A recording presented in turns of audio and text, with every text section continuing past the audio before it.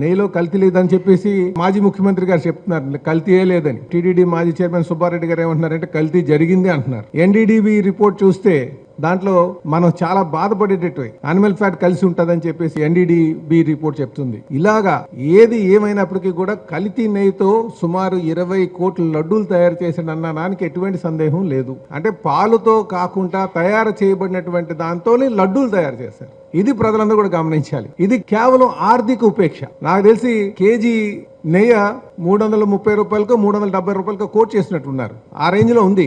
అదే palm oil అనుకోండి, palm oil అంతే హోల్సేల్ దొరికితే 70 రూపాయలకు 100 రూపాయలకు వస్తుంది. అంతకని ఎక్కువ చేయదు కదా. ఆ కెమికల్ అంతా కలుపుకుంటే ఇంకో 70 రూపాయలు లేదా ఒక 100 రూపాయలు అయి ఉంటుంది. అంటే రమారమి ఈ కేజీ దగ్గర ఎంత ఆర్థిక ఉపేక్ష ఉందో ఒక్కసారి ప్రజలందరూ ఆలోచన చేసుకోవాలి. కేవలం డబ్బుల కోసం కకృతిపడి హిందువుల మనోభావాలను తాకట్టు పెట్టే విధంగా ఈరోజు మాకు బాధగానే ఉంది.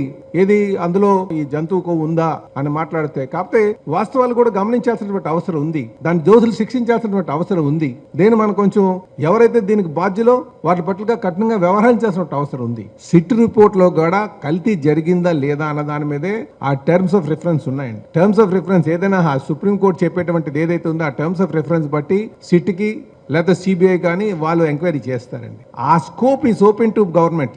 ఆర్థిక లబ్ధి పొందినటువంటి వాళ్ళు ఉన్నారని చెప్పారు. నెయ్యిగా పిలబడుతుంది ఏదైతే ఉందో, కల్తీ నెయ్యిగా పిలబడుతుంది ఏదైతే ఉందో దాంట్లో ఏ సోర్స్ ఆఫ్ మెటీరియల్ వాడారనేది ఉంది.